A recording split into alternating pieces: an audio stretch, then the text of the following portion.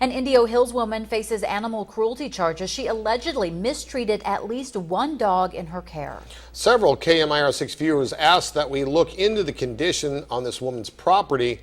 Kitty wrote us, in fact, saying, "I've been hauling water and food up a canyon every day for the past 6 weeks to a pack of abandoned dogs while pleading desperately to Riverside County Animal Services, PETA, and the homeless woman who is hoarding them for help with these dogs." Well, Kitty, you asked we investigate.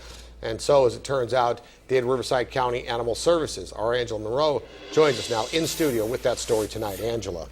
Do you know Riverside County arrested Bernadette Schwen on suspicion of cruelty after one of her dogs was put down at the vet? Animal Services says they've seen up to 15 dogs on the property. Bernadette won't say how many dogs she actually has. She lives in the Indio Hills with her dogs in a makeshift shelter. I just like these people to respect my private property. I live up here to be away from people. Bernadette Schwen is facing animal cruelty charges that she says are false. Animal Services says she failed to provide proper veterinary care for one of her dogs. The dog was actually taken off the camp by one of the folks that was trying to assist the gal that lives up there and taken to a hospital, and it was subsequently euthanized because of how sick it was. But Schwen says the dog was taken illegally. And then took her to the vet and had her killed. Now, that is felony theft, felony trespass. Animal Services did a necropsy on the dog. It showed that the animal probably succumbed from this disease, but had been sick for months. Schwen says she was giving the dog antibiotics because it was old, but said it did not appear to be in pain. It's a disease of females sometimes when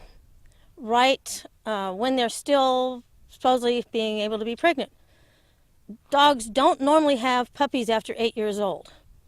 So it's not something that you would expect. But many animal advocates are concerned about the living conditions for the other dogs on the property. We also are concerned about the animals that are left up there, but we are governed by the laws, and we do have parameters that we have to stay within. And it's very challenging, and we are seeking every other avenue to have the animals legally removed from the property. But Schwen says she cares for her dogs, pointing out the multiple dishes of food and water. If I'm not going to make it home by a certain time, I have at least 8 people that I can call who will come running over here and make sure they have food and water.